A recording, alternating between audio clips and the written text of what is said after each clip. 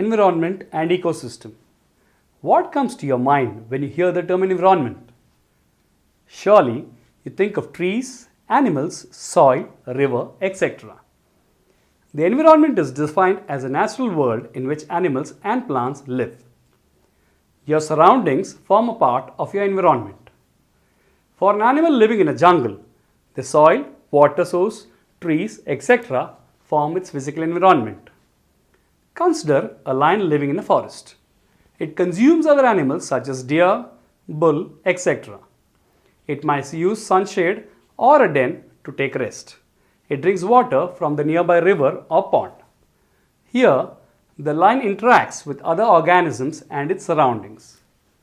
When it dies, microorganisms present in the soil acts on its dead body so that it decomposes and forms a part of the soil.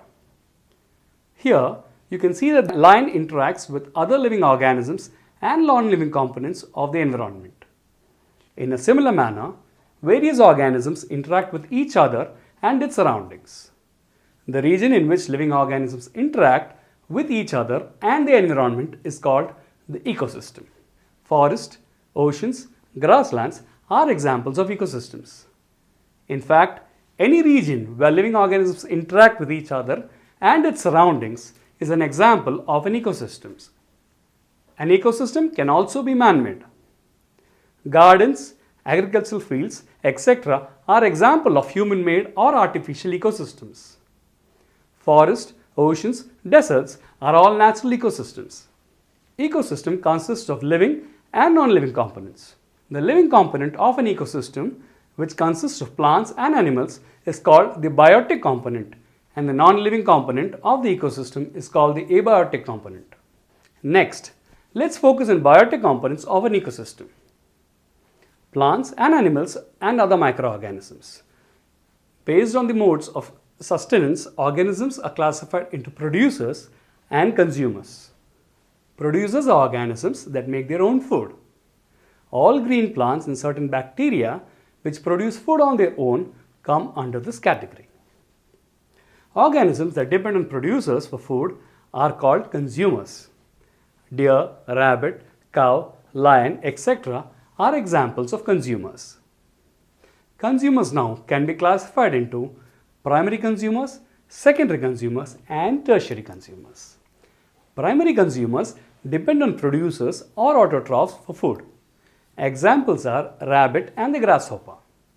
Secondary consumers or small carnivores depend on primary consumers for food and nourishment. Foxes, frogs, etc. are examples of secondary consumers. Tertiary consumers are the top carnivores that consume the secondary consumers. Humans are examples of tertiary consumers. Humans belong to the category of omnivores. They are organisms that feed on both animal and plant matter. Organisms that live in or on other species of organisms and depend on host organisms for nourishment without killing it are called parasites. Ticks and leeches are examples of parasites. We have just seen a set of organisms feeding on one another to form a series. This series of organisms is called a food chain. It is a graphical representation that shows how matter and energy is transferred between various organisms. Each level of the food chain is called a trophic level. Trophic in ecology means relating to feeding and nutrition. Now, let's see how transfer of energy takes place between different organisms in a food chain. Let us consider a simple food chain consisting of a plant, a rabbit, a fox, and a lion. We know that the sun is the ultimate source of all energy. Green plants or autotrophs capture the energy present in the sunlight and convert it into chemical energy. The green plant captures only about 1% of the energy that falls on the leaves. When primary consumers eat green plants, a large portion of the energy is lost in the form of heat, doing work, and digestion. Only an average of 10% of the food eaten is turned into organic matter and made available to the organisms in the next trophic level. The same process repeats when the secondary consumers eat the primary consumers. An average of just 10% of the organic matter is made available to the organisms in the higher trophic level. Very little usable energy remains after 4 trophic levels. This is the reason why the number of organisms in the higher trophic levels are much lesser to those in the lower trophic levels. The greatest number of organisms are present in the lowest trophic level, that is, they are the producers. Here you see a simple food chain. However, in reality, food chains do not exist in isolation. Any organism is generally eaten by more than one organism. A rabbit may be eaten by wild dogs, which becomes food for a tiger. This leads to branching of food chains, and many such foods combine together to form a food web. It is important to note here that the flow of energy in a food chain or a food web is always unidirectional.